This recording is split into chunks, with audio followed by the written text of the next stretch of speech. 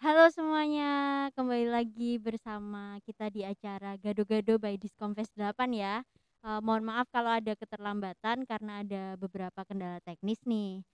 Nah, kali ini aku nggak sendirian, aku ditemenin sama satu temanku lagi. Ya, namanya. Halo, Ya, kembali lagi bersama aku, Dara. ya, kali ini kita mau ngapain sih, Dar? Di sini ada dua mas-mas ini. Ya, jadi hari ini kita talk show-nya Mm-mm. bersama dengan Mas-Mas Ganteng dari Studio Desa. Oh ya, dari Studio Desa. Ya, Ya, mungkin nanti jadi Mas-Masnya bisa sambil cerita tentang apa itu Studio Desa dan bener lain-lainnya bener gitu ya. banget. Kita obrolin lebih lanjut lagi. Iya, iya. Nah, tadi kita udah ini ya dengerin radio ya tadi Iya di benar, di sama Mas studio Kamil. Parsuki ya. Iya Ya betul sama dari dari Ramesan Kamil ya. betul sekali. Heboh banget ya tadi make Iya up-nya juga kayak bener. ibu-ibu bawa kucing Heeh, segala. ada Kita enggak kucingnya. nih? Kenapa? Kita enggak nih? Oh, iya, Kita enggak. besok ikutan yuk. Iya. Mungkin besok bawa apa ya kita ya? Kostum badut gimana, Oh, Mbak? boleh, boleh, boleh. Oke, Kita besok ya. sewa dulu kali ya. Boleh, boleh. Nanti kalau muncul nggak kostum badut, Iya, iya. Nah, eh kali ini talk show kita judulnya apa nih, Dara? kali ini talk show kita judulnya Masih Ada Wah, Desa. masih ada desa. Apa tuh Iya. ya, Mbak? Ya, kali ini kita mau ngobrolin ya tadi ya, ngobrolin bareng-bareng mas-mas ini tentang studio desa. Kita mau kulik-kulik apa sih sebenarnya studio desa itu. Mungkin teman-teman yang lagi nonton baru pertama kali denger nih studio desa tuh apa sih. Mungkin bisa sambil ini kepo-kepoin dikit-dikit nih di Instagramnya Iya, betul. @studio_desa ya mas ya, bener. Ya, oke. Oke. Gimana? Kenalan aja langsung Oh ya ya, sama oh Mas. boleh kenalan dulu. Silakan, Mas.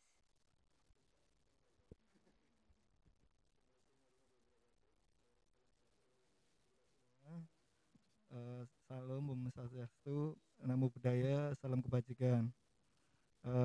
Selamat siang teman-teman.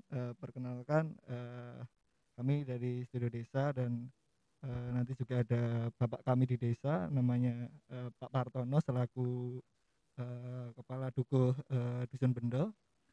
Di sini kita masih ada dua orang dari Studio Desa, ada Mas Sano dan saya sendiri Hanafi.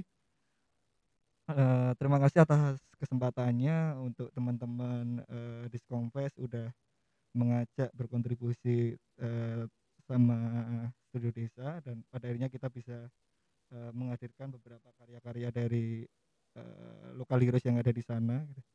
Menyinggung Studio Desa sebenarnya apa ya? Ada yang bilang studio desain, ada yang bilang media, ada yang bilang apa lagi Mas? Macam-macam ya selama ini. Macam-macam gitu. Persepsinya banyak sekali. Persepsinya banyak sekali tapi emang saat ini kita itu masih apa ya istilahnya juga mencari gitu karena eh, PR yang sangat berat gitu.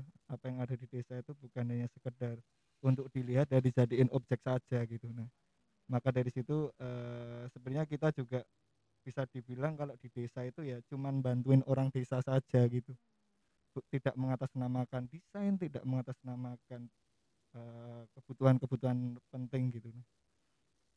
Emang basis dari kami tim Studio Desa anak-anak desain gitu. Nah, makanya banyak yang mungkin mengira bahwa Studio Desa itu seperti agensi desain tapi yang bagi belatnya ke arah desa, ke arah budaya gitu. Sebenarnya enggak gitu. Ya itu tadi sebenarnya kita di desa hanya sekedar membantu. Kalau istilah di desa itu ada tradisi itu namanya rewang.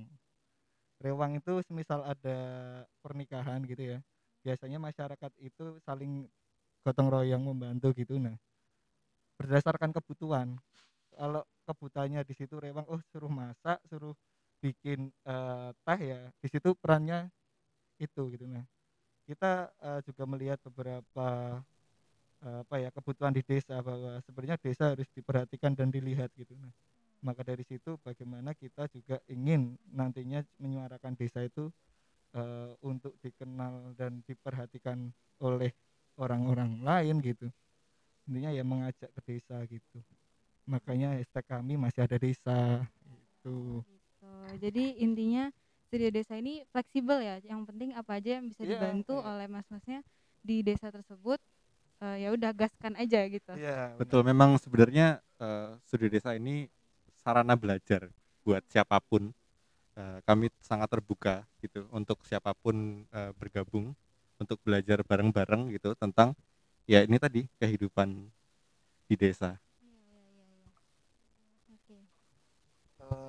itu ya mungkin apa ya biar nantinya juga dari Studiosa dan kepala dukuh dari Dusun Bendo gitu, intinya apa yang kami kerjakan tuh nantinya biar relate, maksudnya perspektif dari Pak Dukuh seperti apa akan desanya dan perspektif seluruh desa terhadap Iya. Dusun Bendo dan kondisi desa sekarang itu yang seperti apa itu kan kayaknya lebih enak. Mungkin dipanggil aja ya dari Oh iya, Pak boleh. Dukuh ya. Iya, boleh Boleh banget. banget. Monggo, ini kebetulan Iya. kami Monggo juga Pak Dukuh kehadiran. dan Mas Kukuh Iya, silakan. Iya, boleh. Pak Duku Untuk dan gabung. Ya bergabung bersama kami di sini. Wah, ini Monggo, ada monggo. member boybandnya ikutan lagi, Mbak. Selamat siang Mas Kukuh. Ya. Boleh kenalkan dulu, Mas. Iya, perkenalan dulu nih. Oke, perkenalkan nama saya Ahmad Koko Sudiarto. Saya asal dari Makassar, Sulawesi Selatan. Iya. Saya di sini sebagai mahasiswa. Jauh ya, jauh-jauh dari Makassar ya. Enggak, cuman sejam doang kok lewat pesawat. Iya, saja. Mas Koko ini yang juga Nah, partner kita. ada Ini muat Studio gak ini? Desa. Kalau enggak mungkin kita Saya tambah kursi tak- kali ya. ke belakang mau lanjut bikin gado-gado. Oh, Oh, iya boleh, Mas. Nanti jangan lupa kita dibagi-bagi ya gado-gadonya.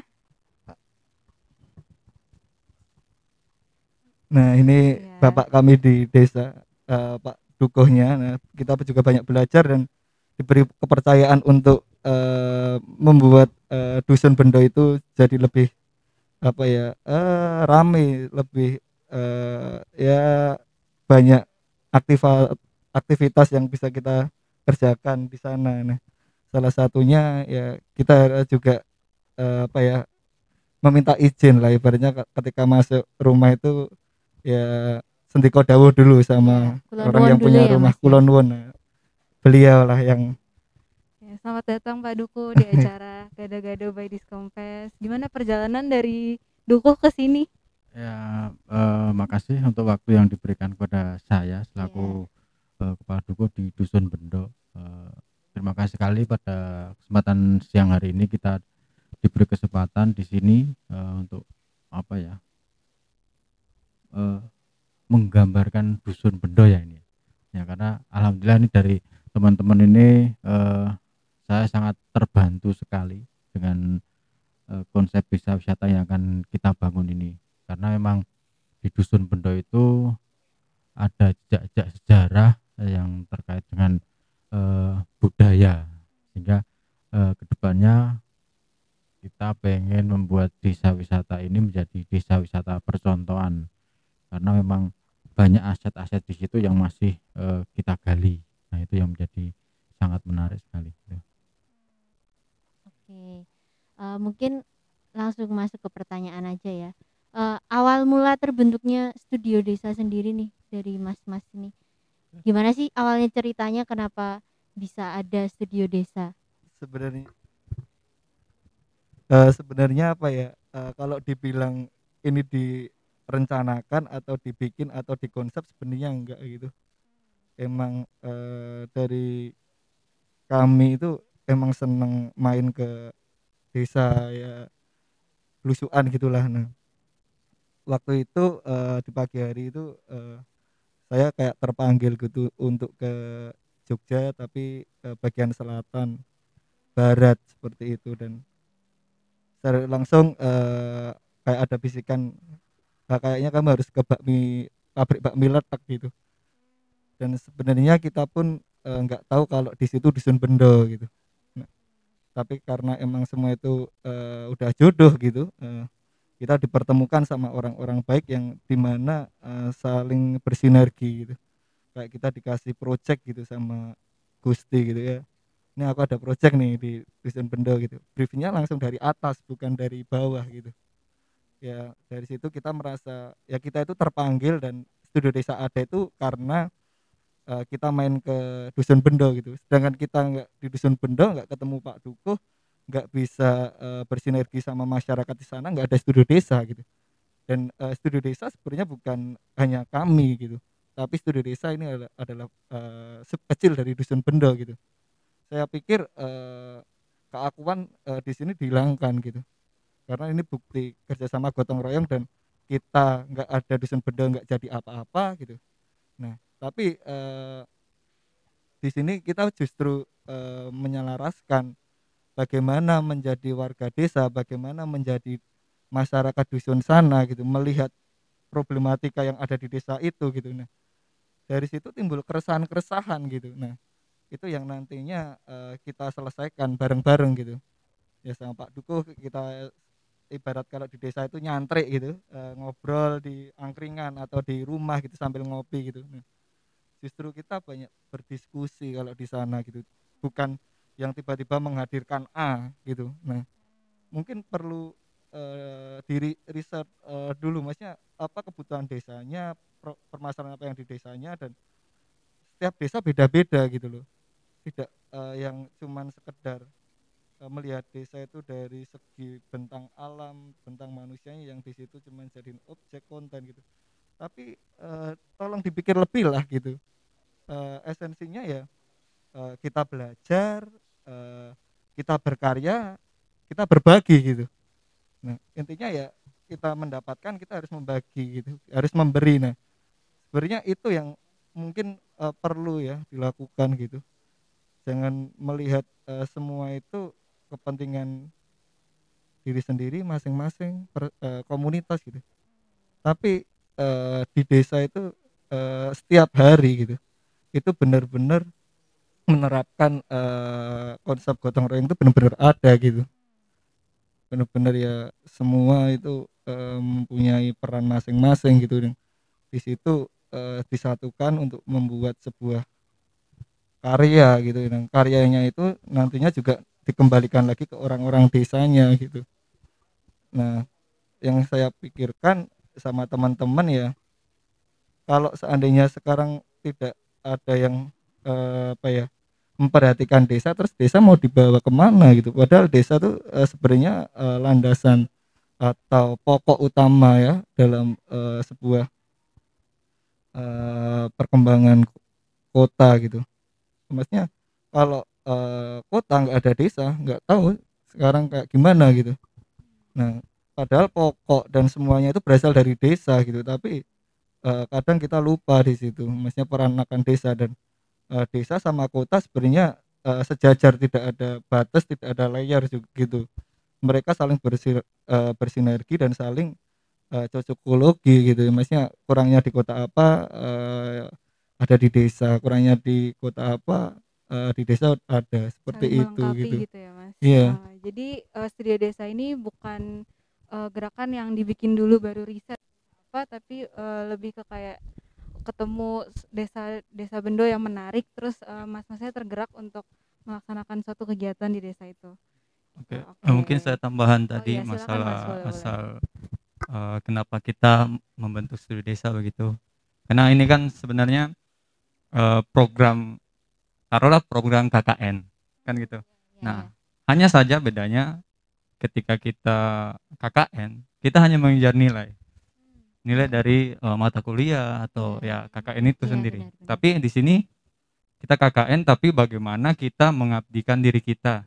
Program KKN dulu yang kita bentuk di kampus itu yang tidak selesai ataupun tidak komplit, kita wujudkan kembali di Dusun Bendo. Ditambah lagi ternyata Dusun Bendo itu punya keinginan yang luar biasa gitu. Kita diskusi dengan Mbak Bendo, gimana, seperti apa, bagaimana masyarakatnya. Nah, kita coba untuk riset lebih dalam lagi ya Mas Hanafi, lihat lebih dalam lagi, bahkan kita sering nginap di sana, sering agenda apapun yang ada di sana itu kita datangi, kita ikuti gitu. Itu yang membuat kita bedanya dengan KKN ya, program KKN ya. Program KKN itu mungkin hanya sekedar nilai, kita punya hati, punya perasaan, itu yang buat kita itu kuat untuk bergerak ke sana gitu. Itu sih yang saya tambahkan tadi. Mungkin Mas Ano. Kebetulan mayoritas teman-teman yang sering berkecimpung di studi desa itu Ya. teman-teman dari ISI ya. Iya, iya. Eh, Mungkin udah banyak yang tahu kampus ISI nggak ada KKN-nya. Iya, benar benar Jadi ini nggak ada. salah satu kesempatan yang kadang tuh pengen gitu lihat ke kampus lain tuh ada gitu kesempatan yang bahkan didukung oleh kampus. Iya, benar. Sedangkan teman-teman dari ISI nggak pernah ada kesempatan itu. Iya. Saya juga kadang tuh sering lihat belakangan ini teman-teman di ISI yang kemampuannya, ilmunya segala macam tuh bisa dibilang cukup bagus, Iya. tidak punya kesempatan untuk mengabdi kepada masyarakat, gitu kan.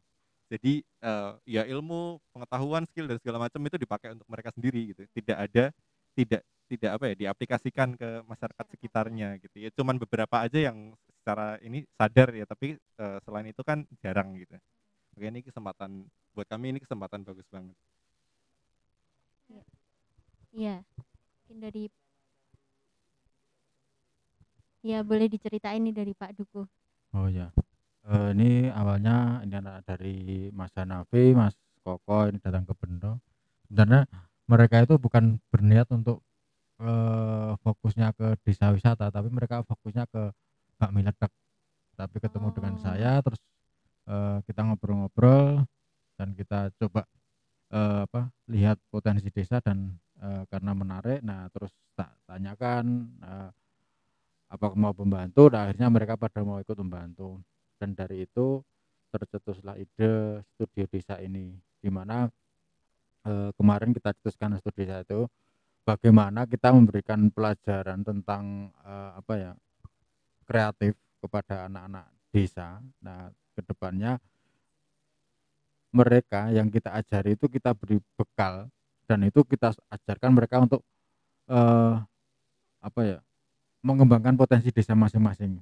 Jadi targetnya adalah bagaimana pemuda desa ini mempunyai peran di dusunnya masing-masing. Jadi jangan sampai sekarang itu kebanyakan anak-anak muda itu setelah selesai sekolah mereka lari ke kota. Sementara di desa itu butuh anak-anak muda yang untuk pengembangan potensi wilayah lokal itu. Nah, itu saya yakin jarang anak muda yang mau mengembangkan desanya. Kebanyakan setelah selesai kuliah itu langsung kerja. Nah, itu yang sangat disayangkan. Padahal saya yakin di setiap dusun ataupun desa itu mempunyai potensi yang sangat luar biasa. Hanya memang belum digali. Tetapi setelah digali, nah itu baru ketahuan. Nah, ini dari anak-anak muda ini saya harapkan punya punya empati lah kepada dusunnya atau desanya masing-masing untuk mengembangkan. Karena apa? Sekarang kita lihat di kota itu terlalu rame ya. Kebanyakan orang sekarang ketika mau cari tempat tongkrongan atau mau ngobrol itu mencari tempat yang nyaman. Nah, mereka larinya pasti ke desa-desa yang masih asri. Nah, itu yang kemarin saya obrolkan dengan rekan-rekan studi desa ini. Gitu. Oke, terima kasih Seperti Pak. itu panjang ya. Ya, lumayan, nggak apa-apa. Kita di sini punya ini ngomong-ngomong tadi tentang potensi yang ada di desa itu, kita kan kemarin habis stok Instagram Studio Desa, terus kita lihat ada postingan tentang local heroes, local genius. Boleh diceritain nggak, Mas? Mungkin Mas Koko bisa cerita tentang itu, apa sih local genius dan local heroes ini nih? Gimana cara milihnya? Menurut sudut pandang saya tentang local heroes, local genius ini kan di sana banyak tokoh. Di desa itu sebenarnya banyak tokoh, hanya saja tokoh yang tidak terekspos, tidak terlirik oleh media atau siapapun gitu. Siapa yang sangka juga ketika di sana ternyata ada seorang Pak Har yang mendapatkan penghargaan dari siapa lagi Pak? Mas Pak Harto ya Pak waktu Harto itu ya. pada saat itu zamannya penghargaan. Nah, itu kan kalau kita nggak angkat itu kan tidak ada yang lirik juga, salah satu local heroes-nya. Nah, ada juga Mbak Ngajiam itu seorang pemukul batu. Mungkin kita lihat bahwa dia itu bekerja, tapi ternyata setelah kita berdialog sama dia, dia tidak mengatakan dirinya saya bekerja di sini, tapi saya hanya mengisi waktu untuk melakukan aktivitas seperti itu di masa tuanya dia. Itu mungkin yang lain Mas, menurut saya seperti itu. Mungkin Mas Hano mau nambahin? Ya, mungkin saya coba jelasin sedikit tentang awal munculnya sih. Kami kenapa mengangkat tema lokal hero, lokal genius gitu ya. Termasuk ini jadi tema yang kami angkat di karya yang ada di Lubung Mataram, Kopi Lubung Mataram. Mengangkat menampilkan karya-karya para lokal hero, lokal genius itu. Awalnya sebenarnya ini adalah salah satu bentuk karya pengarsipan. Kami memang kebanyakan kegiatannya di bidang pengarsipan gitu sekarang, bukan malah mendesain ya, malah mengarsipkan. Karena kami pengen hal-hal seperti ini tuh lebih apa ya, bisa lebih banyak dipandang, dilihat gitu. Karena kalau tidak ada yang mengarsipkan dan mempublikasikannya, ilmu-ilmu dan informasi seperti ini hanya akan berkembang di sekitarnya, tidak bisa ke tempat-tempat lain. Apalagi sekarang kadang lucu ya, di era serba mudah ini, di era sosmed di mana-mana sudah dipakai, tapi justru akses ke tempat-tempat contohnya seperti desa ini sangat-sangat terbatas. Maksudnya akses adalah orang-orang bisa mengakses sosial media 24 jam dalam 7 hari terus-terusan gitu, di kota atau dimanapun. Tapi belum tentu mereka bisa mendapatkan informasi-informasi seperti ini. Karena informasi ini kan bisa diakses ketika itu diinformasikan gitu kan. Iya. Jadi kami pengen berperan di situ, menginformasikan beberapa yaitu di tokoh-tokoh, kalau dalam seri ini tokoh-tokoh yang sebenarnya ya sesuai namanya, mereka itu hero, mereka itu jenius gitu, punya ilmu yang kami juga kagum gitu waktu pertama kali tahu. Jadi kami pengen menyampaikan, ini loh ada tokoh seperti ini, ada kegiatan seperti ini, ada sudut pandang seperti ini yang ini bagus banget untuk dipelajari. Jadi kami pengen orang-orang di luar sana juga tahu, bukan cuman kita aja yang udah pernah ke sana, karena nggak semua orang bisa ke sana kan. Iya, iya. Mungkin terbatas waktu, terbatas akses, terbatas macam-macam gitu. Iya, iya. Jadi kami mempermudah ini, informasi itu kami coba sebarkan. Jadi kami pengen orang-orang bisa lebih melek juga bahwa hal-hal seperti ini tuh ada gitu. Jadi mempublikasikannya lagi gitu ya, Mas? Betul, diarsipkan biar tidak hilang gitu kan, dan dipublikasikan sekalian. Iya, oke. Kalau misalnya kita lihat di akun Instagramnya Studio Desa itu di bagian highlights-nya itu ada liputan-liputan tentang event yang udah diadain sama Studio Desa sendiri. Boleh diceritain nggak sih Mas itu event apa dan kapan dan Wah, ini gimana prosesnya? Pak Dugo mungkin Oh iya boleh Oh, Pak iya, sharing Dugo. awal-awal mulai Sharing ya. pasar rakyat sedesa. Ya ini awalnya konsep desa wisata ini karena yang kita tujuannya awal itu pembukanya untuk pasar, sehingga kita untuk menarik para pembeli, makanya kita bikin acara pasar. Jadi setiap acara pasar itu kita kasih hiburan, itu baik kesenian ataupun acara keagamaan. Nanti setelah zuhur itu kita selingi dengan talkshow ya, talkshow dari peran pemuda, terutama yang kita targetkan adalah anak muda, sehingga bagaimana caranya menarik orang bahwa di situ tidak sekedar pasar, tapi di situ ada interaksi, terus ada obrolan yang terkait bagaimana pengembangan potensi kepemudaan. Nah itu yang kita angkat, dan alhamdulillah dari 5 kali pasar ya, 5 kali pasar kita bikin itu pengunjungnya lumayan banyak, tetapi karena kemarin terkendala dengan COVID ini, acara itu sementara kita liburkan, tetapi insya Allah nanti Ramadan ini akan kita buka lagi untuk pasar itu. Ya, itu.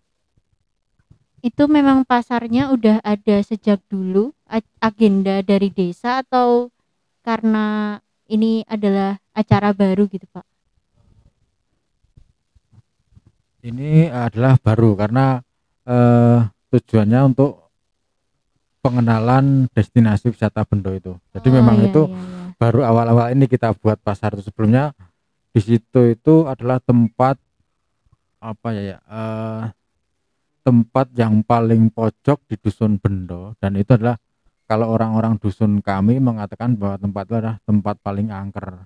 Oh, Nah, gitu. itu ya. Nanti ada mistis-mistisnya karena orang kalau di situ pasti merasakan angker. Oh, gitu. Iya. gitu. Tetapi setelah dijadiin- kita bangun ini ternyata malah tidak jadi angker. Jadi Oh. malah jadi tempat yang sangat menarik untuk ngobrol, untuk makan dan lainnya, itu jadi menarik tempatnya. Oh iya, untuk merubah pandangan dari masyarakat setempat ya tentang Nah, tempat itu itu. ya. Iya, udah keusir Mbak keangkerannya, udah Oh, pada iya. takut di situ. Iya benar. Mungkin menambahkan ya. Boleh, Mas. Sebenarnya gini, kalau ketika kami ke sana, kita juga banyak main ke pinggir-pinggir sungai gitu, bertemu sama orang-orang depo pasir, tukang-tukang pasir, sama orang yang buka angkringan di pinggir Sungai Progo gitu. Sebenarnya saya agak prihatin juga melihat sebagian besar orang masyarakat dusun sana itu bekerja sebagai kuli pasir atau bisa dibilang tambang. Dia bergantung kehidupannya sehari-hari bahkan berpuluh-puluh tahun gitu. Itu cuman nyari pasir gitu. Kali itu saya bicara ngobrol di angkringan sama ya orang depo itu bilang gitu. Sebenarnya dia itu udah capek juga bekerja di depo pasir gitu. Ngambil pasir itu udah capek gitu dan dia sadar gitu. Ketika material alam itu diambil terus-menerus akan habis otomatis seperti itu ya. Dan akhirnya timbullah kebingungan. Lah kalau saya nggak kerja di sebagai penambang pasir, terus saya mau kerja apa, Mas, mau makan apa gitu. Nah dari situ itu kayak ini harus mulai dibikin ekosistem ekonomi baru di desa gitu. Justru mereka itu ya perlu didengar dan diperhatikan untuk kita bergerak gitu loh. Nah karena mungkin dengan adanya pasar, inisiatifnya dari Pak Duko itu membantu beberapa kecil ya dari warga-warga sekitar gitu ya. Seenggaknya terbantulah yang nggak pernah jualan dan mungkin jualannya cuma di mana ya, di pasar, atau yang nggak punya bisnis jadi punya bisnis gitu ya. Ya menurutku membantu dan mungkin mengurangi nantinya orang-orang yang bekerja sebagai penambang pasir saja gitu. Nah itu menurutku agak kegelisahan besar gitu. Apa selamanya mereka itu dalam hidup cuman mampir tambang pasir, kan nggak mungkin gitu ya. Dan itu pekerjaan yang sangat berat gitu. Dan di desa melihat pekerjaan-pekerjaan yang ada itu mayoritas pekerjaan berat, kuli dan lain-lain gitu. Tapi mereka kurang diapresiasi, kurang mendapatkan penghargaan gitu. Kalau kita melihat arsitek, yang dilihat arsiteknya, tapi tukangnya dilihat apa nggak tahu. Nah sebenarnya itu juga mewakili dari konsep lokal heroes itu seperti itu. Kita melihat yang paling bawah, tapi yang paling bawah itu posisinya harus di atas, yang merasa di atas harus ke bawah gitu. Itu sih yang perlu. Menyorot yang underrated gitu lah ya Mas. Oke, ini kan mas-masnya basisnya desainer semua ya? Oh, Mayoritas latar belakangnya desain. mayoritas Mayoritas. desainer. Oh, komunikasi dan desainer. Terus mbaknya desain komunikasi visual. Mbaknya Nyambung, juga. nyambung. Oh iya ding, lupa saya. Ngomong tentang desainer, ini ya, tadi juga sempat kesinggung dikit. Jadi kan banyak tuh ya sekarang desainer yang paham dan berhasil buat memecahkan masalah-masalah visual untuk kayak mungkin contohnya untuk yang ada di desa. Cuma Iya, benar. ada kendala dalam eksekusinya. Jadi mereka cuma memecahkan masalah visual dan kelanjutannya tidak digerakkan dengan maksimal gitu. Menurut mas-mas dari Studio Desa nih pendapatnya gimana ya? Atau mungkin punya usulan solusi dan sebagainya macamnya, boleh dijelaskan? Mungkin memang benar ya, istilah memulai itu lebih mudah daripada mempertahankan ya. Iya benar sih. Kami sebenarnya memang masuk di Studio Desa ini semacam melepaskan mantel desain gitu. Karena masuk ke sini fokusnya malah bukan mendesain kan. Jadi buat teman-teman desainer mungkin problemnya di ini ya, menyelesaikan dan segala macam ya. Sebenarnya kalau saya pengen tarik lagi gitu beberapa perkataan dari dosen kami, desainer itu kan tidak melulu yang harus bikin gambar, bikin macam-macam yang berbau visual gitu ya. Mendesain itu kan kalau ditarik lebih luas itu banyak banget. Dari mulai menata, sesimpel-simpelnya menata lingkungan itu juga sudah masuk mendesain ya. Sebenarnya kami di Bendo ini ketemu banyak desainer gitu. Desainer yang tidak memakai mantel desainer karena mereka mendesain kok gitu loh. Mendesain desanya, mendesain rumahnya, mendesain katakanlah kandang, warung dan segala macam itu kan mereka mendesain. Jadi mungkin bisa lebih banyak apa ya, nyemplungnya kurang mungkin karena riset itu kan penting banget ya. Kami aja dulu ya kalau pengen tarik balik di awal-awal tuh apa ya, bayangannya macam-macam gitu. Ekspektasinya nanti kita masuk ke sini bakal gini. Tapi setelah jalan semacam ada apa ya, ada pukulan gitu bahwa yang direncanakan dari awal tuh nggak bisa, ternyata nggak bisa diaplikasikan karena tidak sesuai. Kami masuk ke situ malah terus oh iya ya, coba introspeksi lagi, coba evaluasi gimana kita tuh nanti di sini caranya gimana sih gitu. Bahkan sampai sekarang juga masih, kalau bisa dibilang kami belum menemukan sistem apapun gitu. Karena ngikut ya, masuk ngikut aja, kayak kebetulan di Bendo juga persis di samping Sungai Progo gitu. Ngikut aja gitu kayak aliran sungai. Mungkin Mas Hanafi menambahin. Apa ya, kalau tak pikir-pikir gitu, ketika main ke desa tuh malah kalau saya pribadi merasa kayak bodoh aja gitu. Maksudnya melihat apa yang saat ini udah aku dapat ya dari ilmu-ilmu apapun gitu. Ketika saya ke desa tuh kayak loh, ternyata mereka jauh lebih jenius, lebih pintar gitu. Mungkin kalau di desa gitu, peran yang saya lakukan, saya menjadi orang desa gitu, dan saya di situ punya hobi desain gitu. Ketika ada kebutuhan misal dari Pak Dukuh, Han minta tolong desainin ini, ya udah saya akhirnya memutuskan untuk mendesain gitu. Tapi ketika tidak ada pekerjaan desain, ya di sana saya menjadi orang desa yang sebenarnya itu seperti apa gitu. Nah, banyak pelajaran-pelajaran yang di desa gitu yang sebenarnya itu tidak tercatat gitu, sejarah gitu ya, sastra, budaya, dan mungkin teknologi tradisional, manuskrip dan lain-lain itu tidak dibukukan. Nah, ketika saat ini orang lebih mengadopsi semuanya itu dari barat atau Jakarta sentris gitu loh, menurutku literasi gitu ya, sumber gitu di tempat kami Jogja itu lebih banyak gitu loh, mengobrolin seni, budaya dan lain-lain. Ya apa ya, sebisa mungkin tolong dipikir lagi lah, maksudnya sebelum mengenal dunia luar, seenggaknya kita itu mengenal apa yang ada di dalam. Nah, jadi kadang saya merasa malu ketika di desa gitu dengan membawa karakter-karakter kota gitu-gitu ya, kayak malu sendiri gitu, dan akhirnya di situ menyesuaikan gitu. Karena menurutku yang dibutuhkan di desa itu yaitu tadi sinergi itu tadi ya. Kita melebur gitu menjadi desa, bukan kita di situ sebagai pendatang, wisatawan, turisme yang cuman menikmati gitu loh.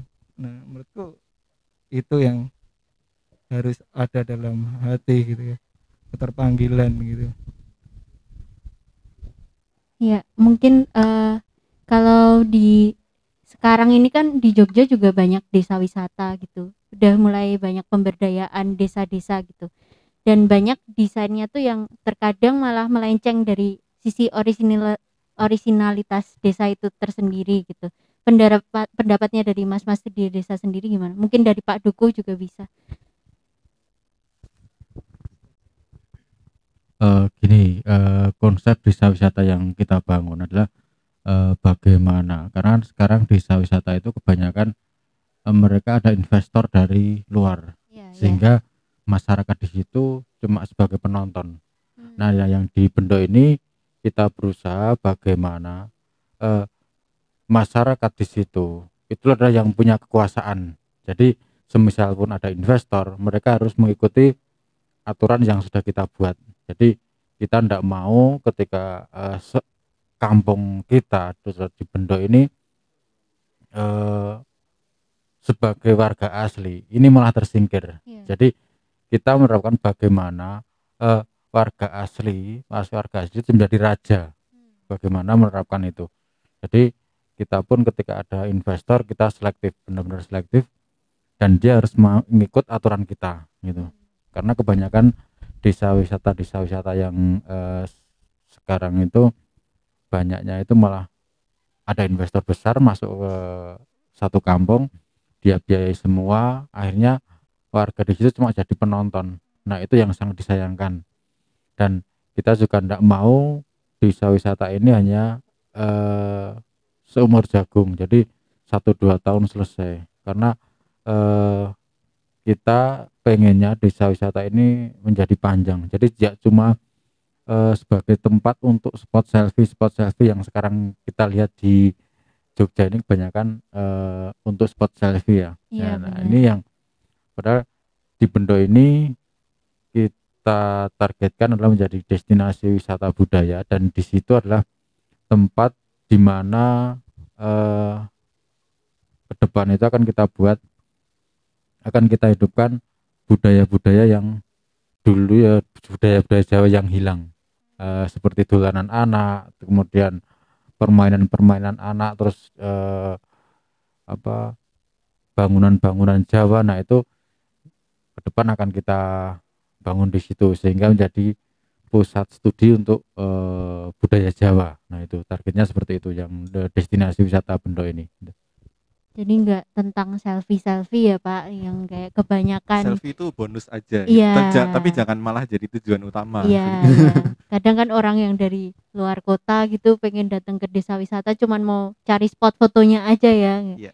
liatin desanya, nggak buat belajar apa yang ada di sana. Tapi Iya. itu apa ya, aku lihat juga momen gitu ya, bagaimana sekarang informasi terlalu cepat gitu ya, apalagi udah dibanjiri informasi dan informasi itu nggak disaring gitu ya. Iya. Yang informasi-informasi yang sebenarnya itu nggak ada impactnya tapi diambil, kayak contohnya banyak sekarang bangunan tradisional joglo di desa itu udah mulai hilang gitu, dan orang-orang di desa untuk transisi merasakan kekotaan. Karena apa? Karena sinetron. Mereka pengen melihat rumahnya itu kayak sinetron-sinetron yang di TV-TV, FTV dan lain-lain gitu, mengkilap gitu ya, keramik dan lain-lain, tapi tidak bernilai. Nilai bukan angka gitu, nilai tapi lebih ke apa ya, value, filosofi gitu ya. Bangunan lama dibikin nggak cuman sekedar dibangun udah gitu, mereka memikirkan jangka panjang. Dipikir misal bangunan joglo, ketika ada bencana alam kayak misal gempa gitu, ketika dia ambruk masih bisa diberdiriin lagi dan ada prototipe literasi, contoh-contoh bangunan joglo gitu.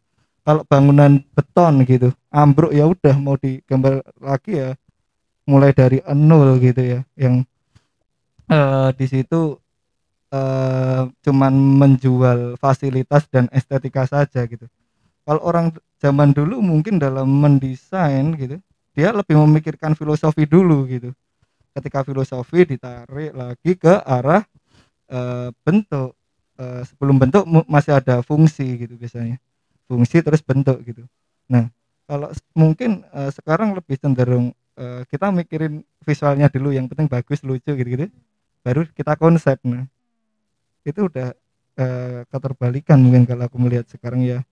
Tapi emang ya tanda zaman juga, maksudnya kita nggak bisa mengelak juga gitu, karena ya informasi modernisasi lebih cepat gitu. Justru di situ tuh sebuah perjuangan yang besar. Kalau dibilang merdeka ya belum merdeka gitu, itu lebih berat. Dulu perang melawan penjajah, sekarang perang melawan modernisasi gitu. Karena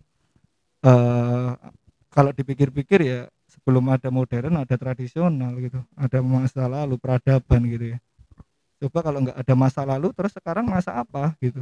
Nah itulah yang mungkin seenggaknya kita mulai melihat, mulai memperbanyak literasi atau kemauan untuk melihat masa lalu gitu, masa lalu dari sejarah tradisional dan mungkin kayak warisan-warisan leluhur itu yang perlu dilihat gitu. Itu sih. Mungkin bisa ya nanti kita kolaborasi sama Studio Desa bikin sinetron. Oh Bikin iya, sinetron tapi di ini ya mengangkat tentang Desa Bendo ya. Iya, mungkin sama teman-teman RTV juga bisa kita bikin film. Iya, Iya benar nggak? banget. Ini kayak Mas Koko mau nambahin? Saya sih tambahin tadi masalah terkait masalah hal yang terkait dengan desain juga tadi Iya, ya. iya. Desain memang kan Mm-mm. kita mengejar pada estetiknya ya. Mm-mm, iya. Apalagi sekarang ini dengan sosial media, kita melihat di situ dengan visualnya dan lain sebagainya. Akhirnya apa yang ditimbulkan di desa itu adalah pembangunan dan lain sebagainya. Mm-mm. Nah, tapi potensi yang ada di situ pun dihilangkan. Dalam artian kita kesampingkan demi mewujudkan estetik itu. Nah, tapi itu kan yang kita inginkan di Bendo ini jangan sampai kita kehilangan identitas di sana. Nah, krisis identitas itu kan sangat luar biasa ya pengaruhnya ya. Iya. Kita lihat di beberapa tempat wisata di Sleman, Iya, di Bantul iya. dan lain sebagainya gitu kan. Nah, jangan sampai di Dusun Bendo pun melakukan hal yang sama gitu. Nah, makanya Mbak Bendo pun dengan masyarakat sana pengennya walaupun investornya ada Mbak ya, tapi kan kita perlu komunikasi juga. Nah, peran komunikasi ini memang juga harus kita indahkan juga di situ karena jangan sampai investor maunya ini, masyarakat maunya itu. Nah, ini kan tidak sinkron. Akhirnya kedua pihak ini bagaimana caranya bisa berjalan bersama gitu. Itu sih menurut saya. Iya. Omong-omong tentang identitas tadi Mas, sekarang kan banyak nih ya anak-anak yang udah sukses terus malah maunya pindah dari desa keluar gitu kan. Kira-kira ada nggak sih caranya supaya nggak hilang gitu akarnya? Apa yang harus kita lakukan? Oke, kalau saya tinggal di Makassar ya. Ketika saya datang di sini, itu saya melihat bahwa wah ini ada yang berubah. Dalam artian berubah pola hidup saya dulu. Nah itu, anggap saja saya ini dari kota di Makassar kan pembangunan yang seperti itu gitu. Di sini, wah saya harus duduk di angkringan, saya harus di bawah pakai tikar gitu, lesehan gitu kan. Jadi kan perubahan gitu. Nah itu yang kusadari bahwa Jogja itu dengan kesederhanaannya bisa hidup seperti itu. Nah di desa itu banyak orang desa merantau ke kota karena dia mencari sebuah perubahan dalam keluarganya, dalam dirinya sendiri untuk hidup ya. Nah, tapi dia tidak melihat secara utuh bahwa di desaku itu ternyata aku bisa berbuat banyak gitu. Nah, saya pernah berkunjung sama Mas Hanafi dan ada teman-teman di desa juga yang lain di Kulon Progo ya Mas ya, tempatnya Pak Mas Toil ya. Nah, Mas Toil itu kan seperti itu di desa. Malah orang yang dari luar negeri datang ke sana untuk berkunjung hanya ingin mencoba menanam padi, ya kan? Iya, Nah iya, ini iya. yang tidak dilirik oleh kita sebagai orang-orang desa. Malah kita berpikir kalau tinggal di kota dengan rumah seperti ini, kendaraan dan lain sebagainya itu enak. Gitu. Padahal kita juga di kota pun bingung juga kalau nggak ada duit kan gitu. Sedangkan Iya. di desa nggak ada duit biasa aja gitu, karena Iya, saling iya. membantu itu tadi gotong royong. Banyak Mm-mm. hal yang kita temukan di desa itu sendiri. Nah, tadi masalah identitas bahwa orang kita tidak melihat secara luas tentang desa itu seperti apa. Mm. Kita bisa berbuat apa untuk desa. Seolah-olah kita berpikir selalu harus desa memberikan apa untuk saya. Iya. Kita tidak mau berpikir saya harus berbuat apa untuk desa saya. Nah, itu. Iya, iya. Itu sih yang mungkin saya sampaikan. Mungkin Mas Hano atau Mas Hanafi. Mas Ano silakan. Kebetulan teman-teman ini malah arusnya terbalik.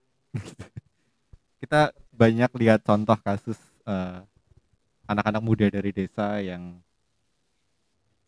sayangnya ya mereka harus meninggalkan desanya hanya untuk ya alasannya macam-macam ya. Akhirnya datang ke kota gitu.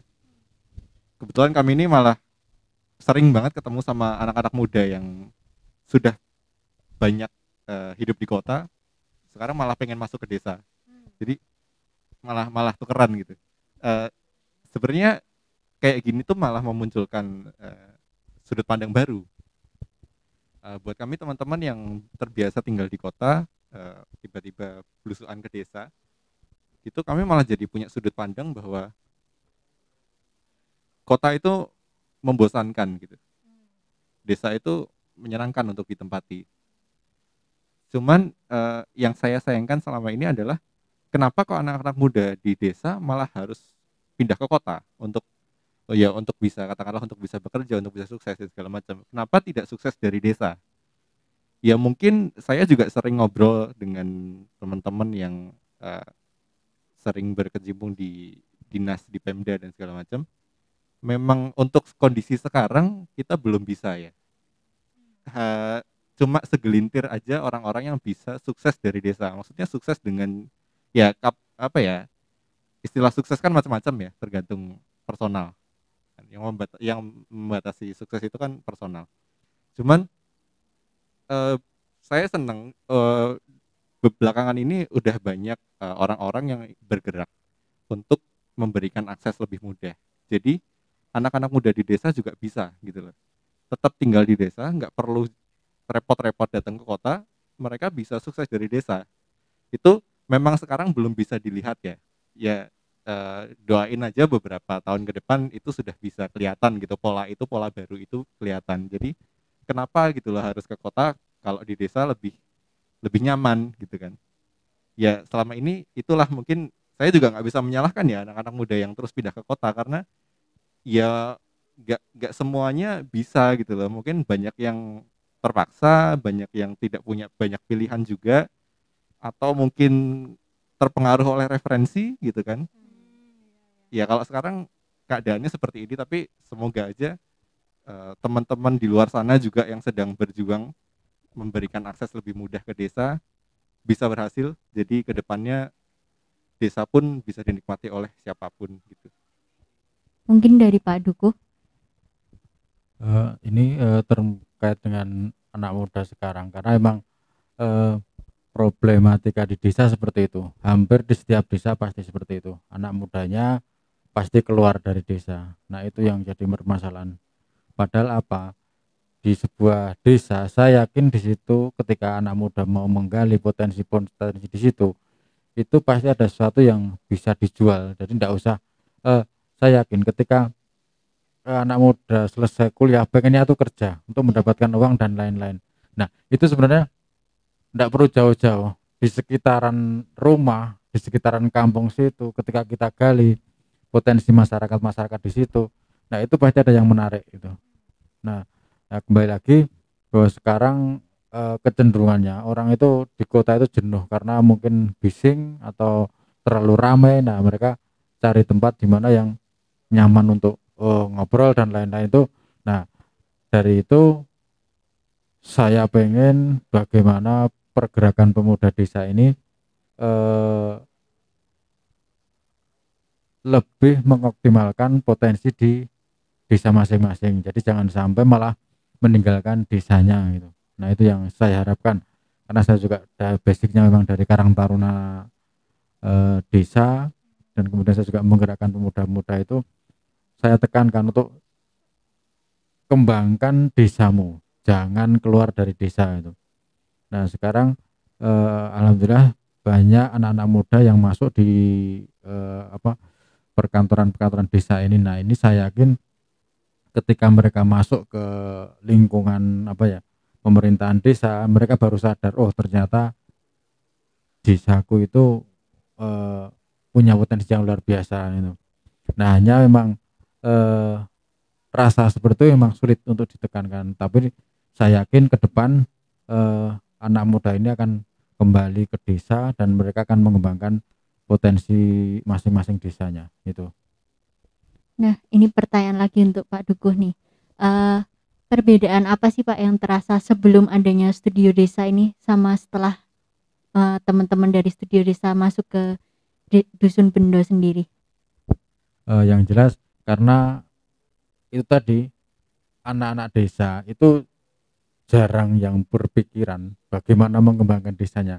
Setelah anak-anak studi desa ini masuk, tentu saya punya energi anak-anak muda di belakang saya yang membackup saya. Karena kalau memang ini Bendo ini saya konsep dengan warga kami, dengan pemuda kami, pasti mereka juga sama kepikiran, tidak mungkin sini akan jadi tempat ramai itu. Padahal potensi di situ memang sangat luar biasa dan itu memang butuh energi-energi anak muda yang untuk membangkitkan kegiatan-kegiatan kemasyarakatan di situ. Nah, itu yang memang permasalahan itu. Jarang yang mau peduli dengan desa itu. Ya. Mungkin dari tadi kita ngomongin tentang Dusun Bendo sendiri ya. Mungkin teman-teman yang nonton belum pada tahu sebenarnya Dusun Bendo tuh apa sih. Di situ tadi sempat disebutin kalau ada mie letek. Nah, itu sentra pengrajin mie letek atau gimana? Ya. Dusun Bendo itu adalah dusun di mana situ memang pusatnya produksi bakmi letek. Mungkin bakmi letek ini kan dibuat dari ketela. ketela. Jadi dan produksi awal dulu bakmi letek itu juga itu di dusun kami, di dusun Bendo itu. Nah, itu juga menjadi PR kita juga bahwa Bendo itu punya pabrik, tetapi ketika mau mencari hasil masakannya itu tidak ada. Nah, itu kemarin yang jadi keprihatinan saya untuk bagaimana membangkitkan Bendo ini desa wisata itu dengan mengangkat potensi bakmi letek itu. Karena bakmi letek ini juga menjadi produk andalan di Kabupaten Bantul dan alhamdulillah sudah sampai ke Istana Negara juga terkait dengan bakmi letek ini dan diolah berbagai macam di Istana Negara waktu kepemimpinan SBY itu bakmi letek diekspor di sana dan dijadikan masakan rutin di Istana Negara. Nah, itu yang jadi menarik itu adalah bakmi leteknya itu. Oh, iya. Mungkin teman-teman bisa main-main ke Dusun Bendo buat lihat cara pembuatannya bakmi letek ya. Mungkin kita ya Dara ya besok Iya, ayo, mampir ya. besok yuk, Mbak. Monggo teman-teman Discompres Jalan-jalan kami ke tunggu sana. Iya, kehadiran iya, di pasti. Bendo. Dan Bisa. itu sempat dapat penghargaan ya Mas dari Pak Karno ya waktu 64. Jadi insiden 64 konflik antara Indonesia Malaysia, itu Indonesia banyak mengirimkan tentara untuk menggayang Malaysia waktu itu gitu. Jadi Kosgoro itu adalah komunitas gotong royong, itu era Pak Karno gitu. Peran Bendo sangat besar terhadap peperangan di saat konflik itu. Jadi suplai makanan gitu. Jadi ada semacam kayak tulisan gitu, lembaran tulisan asli Pak Karno gitu. Rasa terima kasih Pak Karno, negara Indonesia, ke masyarakat Kosgoro Dusun Bendo gitu. Karena bakmi letek itu kan udah lama banget gitu dan itu suplai pangan untuk sukarelawan yang berperang di Malaysia gitu. Tahun 64 itu masih ada fisiknya juga gitu. Nah, menurutku ini salah satu penghargaan terbesar gitu ya. Nah, dari situ berarti kan justru orang-orang masyarakat Dusun Bendo yang dulu-dulu itu juga secara tidak langsung memperjuangkan dan memikirkan gitu loh bahwa sebuah potensi bakmi letek itu bukan yang biasa-biasa saja gitu, tapi ini luar biasa gitu ya. Mestinya membantu dalam memerdekakan gitu ya, perjuangan bicara gitu. Tapi itu sekarang tuh orang menilai ya kalau kita ngebantu gitu, misal ya perang ikut perang gitu ya, sebenarnya effortnya itu kan masing-masing gitu ya. Nah, biasanya ada yang bantuin minjemin senjata atau ngasih makan gitu-gitu. Nah, menurutku ini juga perlu dihadirkan kembali spirit-spirit orang terdahulu gitu ya. Ya tetap berjuang dan terus berjuang gitu. Memikirkan diri sendiri, memikirkan orang lain, memikirkan alam semesta seperti itu gitu. Itu sebenarnya kayak apa ya, peran kehidupan yang ada di Jawa itu ya memayu hayuning diri, memayu hayuning keluarga, memayu hayuning warga, memayu hayuning bawono gitu. Ya dari diri sendiri, ke keluarga, ke masyarakat, ke alam semesta, udah gitu. Jadi makhluk sosial kita itu gitu. Ya mungkin nanti habis diskonfes selesai panitia bisa ya berombongan ke sana, kita makan-makan mie letek. Iya. Makan mie letek, Ternyata benar. mie letek banyak nilai sejarahnya ya di balik itu gitu. Iya. Taunya kan cuman bakmi doang gitu. Ternyata banyak cerita-cerita di balik itu ya. Boleh dong teman-teman dari Studio Desa untuk menjelaskan, kan kita ada titik-titik pameran, salah satunya ada di Lumbung Mataram. Di sana ada karya pameran dari Studio Desa. Boleh diceritakan konsep dan karya yang terpajang di sana tentang apa? Ya kebetulan kami numpang numpang majang gitu ya beberapa benda-benda dari dusun Bendo. Di nanti teman-teman bisa mampir ke Kopi Lumbung Mataram. Di sana kayak yang tadi saya jelaskan, karya kami temanya lokal hero, lokal genius. Yang kami hadirkan kali ini kebetulan bukan tokohnya.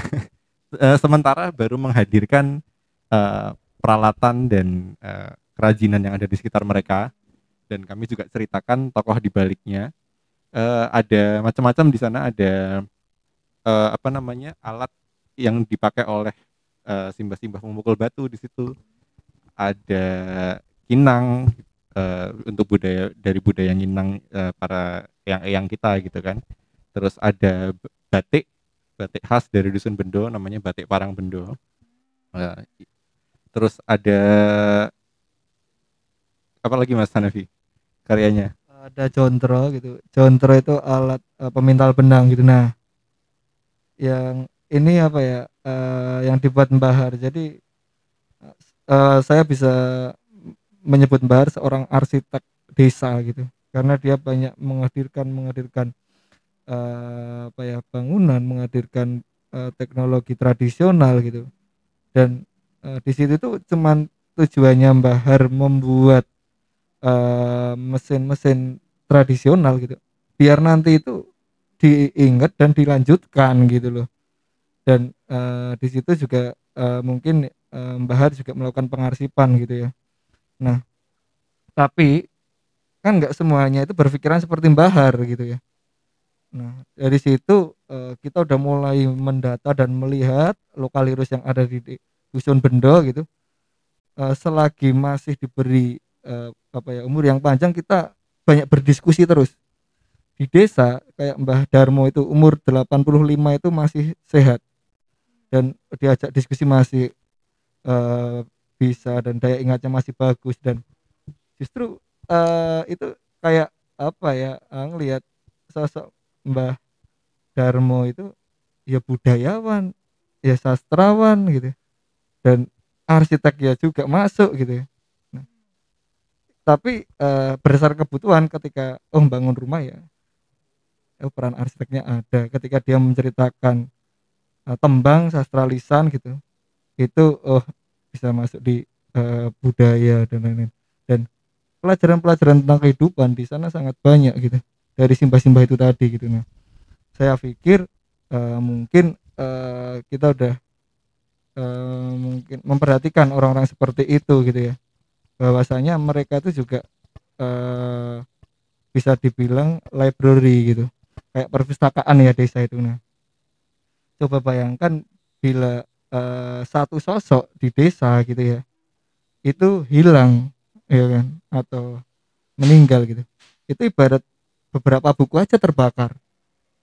Buku apa aja gitu yang mereka udah punya saat ini, dan itu turun temurun dari leluhurnya, dan di situ tidak pernah dibukukan. Jadi cerita masa lalu cuman ya mungkin diceritakan ke anaknya gitu. Nah, kalau barat sangat rapi gitu, sejarah desain tertulis ya kan, desain ini apa. Zaman dulu sebelum ada mungkin Art Nouveau, Art Deco, itu kita udah mengenal ukiran, kita udah mengenal apa ya, bangunan-bangunan kubisme, geometris, candi dan lain-lain seperti itu gitu. Nah, berarti kan sungguh luar biasanya orang zaman dulu gitu ya. Nah, dari situ sebenarnya mungkin sebuah apa ya ini ya, kayak gambaran aja maksudnya, mungkin proses berpikir gitu ya. Saya mencoba untuk menghadirkan sama teman-teman dalam melihat sebuah karya gitu. Itu enggak harus wujudnya itu karya baru gitu ya. Nah, justru menceritakan dan menyelamatkan itu lebih penting. Iya kan? Kalau dipikir-pikir gitu loh. Menyelamatkan itu lebih penting gitu loh. Nah, itu sebenarnya ya kalau ditanya kita bikin karya apa ya kita cuman menghadirkan gitu. Kalau karyanya ya karya-karyanya orang-orang dusun gitu, simbah A, B, C, D, E gitu. Nah, ini rasa kebanggaan kami kita bisa memamerkan karya-karya lokal heroes dusun Bendo ke sini gitu. Harapannya mungkin nantinya banyak orang yang paham dan tahu dusun Bendo juga gitu loh. Oh, ada ini itu. Nah, sambung cerita dan akhirnya kita akan membahas beberapa benda-benda yang lain gitu dan mungkin minta apa ya pangestu sama doa-doa dari semuanya.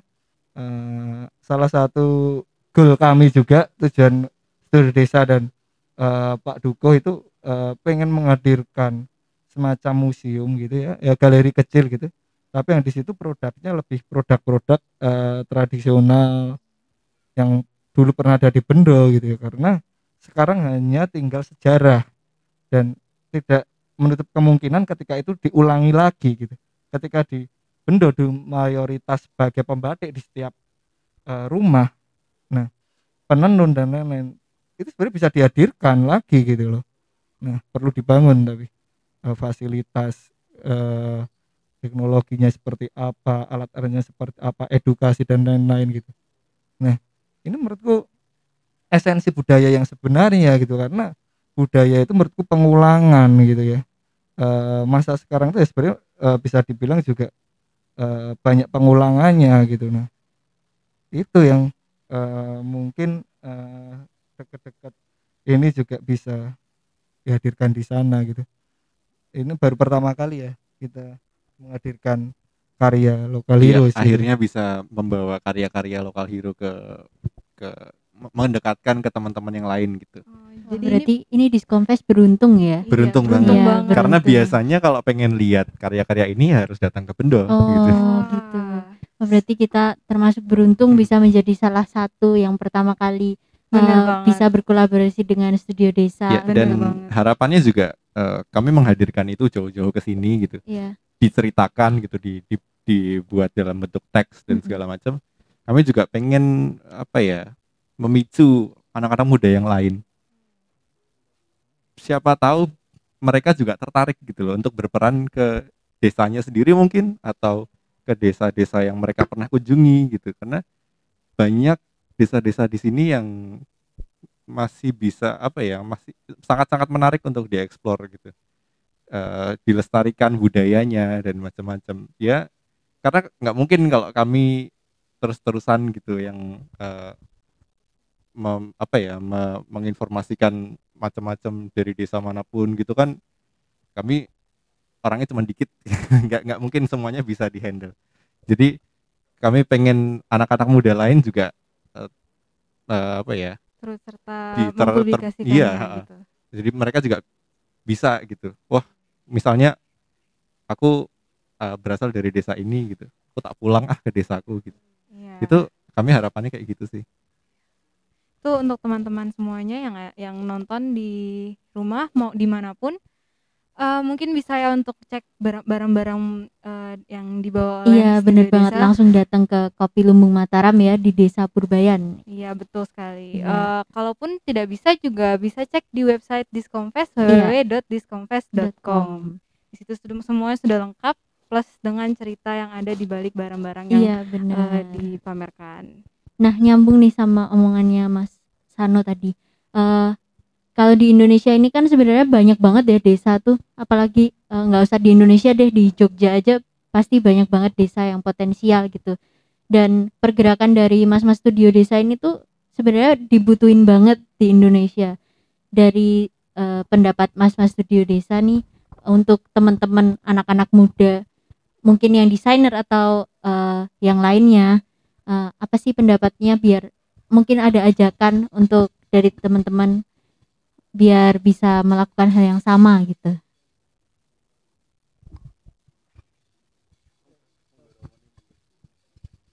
Apa ya, sebenarnya gini sih, kalau ngobrolin ya apa yang kita lakukan, banyak yang mendukung banyak yang enggak gitu ya.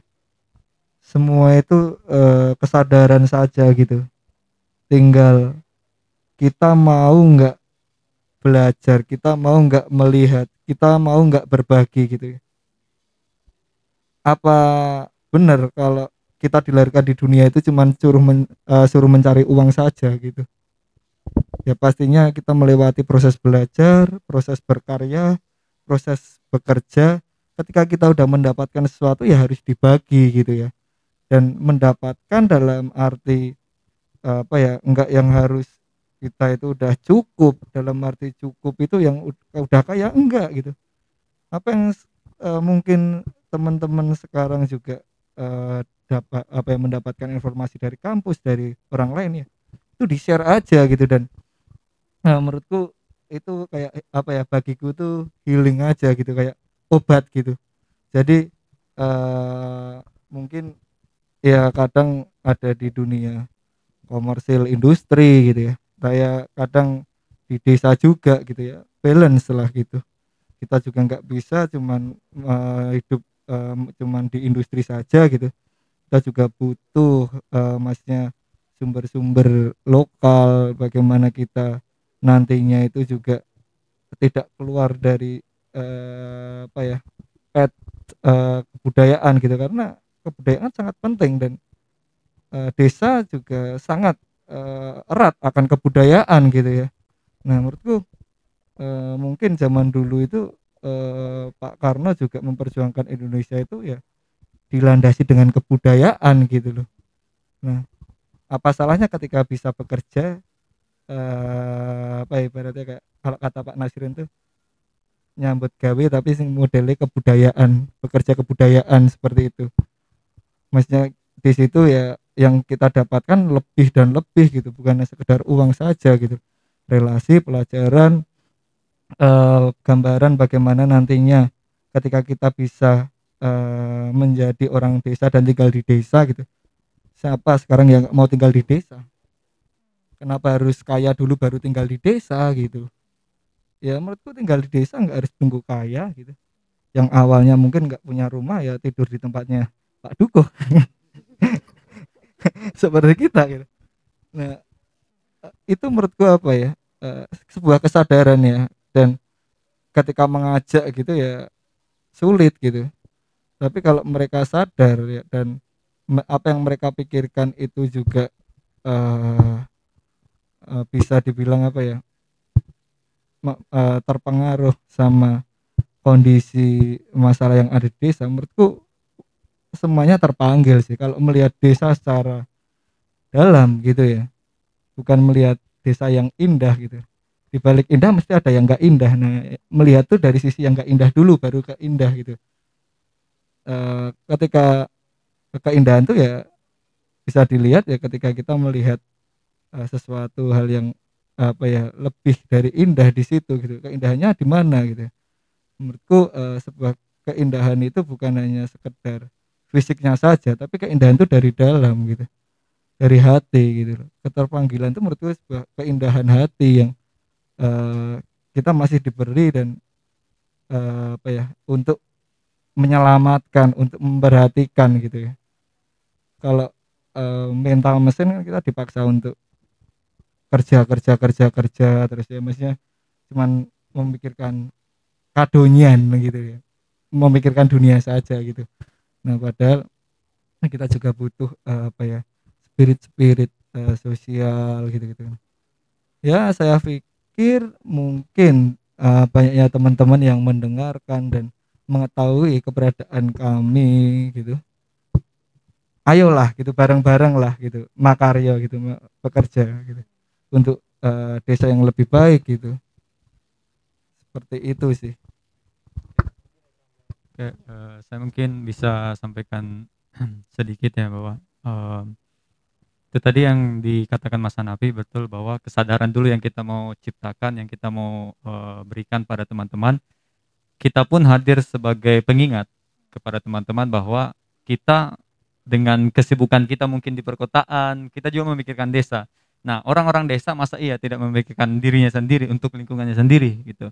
Nah, terbukti ketika kita sering diskusi sama beberapa teman di luar sana, di Jogja ataupun di luar Jogja, kita berdiskusi, dan banyak teman yang terinspirasi dengan kegiatan kita. Bahkan ada teman kita yang dari NTT ya, dia di daerah NTT sana, dia terinspirasi bahwa saya ingin menciptakan desa saya, mewujudkan desa saya yang lebih baik lagi, yang lebih maksimal lagi. Nah, jangan sampai orang asing datang malah menghancurkan.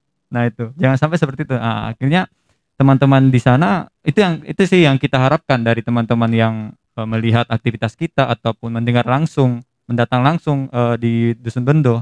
Itu yang menjadi harapan kita, bahwa inspirasi, motivasi, biar intinya kesadaran aja yang kita inginkan, jangan sampai hilangkan itu.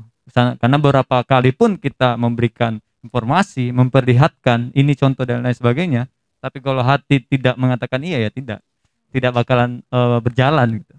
Itu. Jadi teman-teman Studio Desa ini bisa disebut influencer ya sebenarnya. Berat. Orang Karena- biasa lah. Orang biasa. Iya, tapi pergerakannya itu menginfluence orang-orang di luar sana gitu untuk melakukan hal yang sama gitu. Kalau kita dibilang influencer, nanti Mbak Har sama Mbak Darmo itu ketawa malu malahan saya antar sama teman-teman. Mereka yang influencer gitu. Berarti hari ini di Diskonfes kedatangan influencer. Iya. Oke, Dara, kita mau break sebentar. Oh iya. Nanti akan tetap lanjut lagi dengan talk show Masih Ada Desa. Teman-teman tetap stay tune.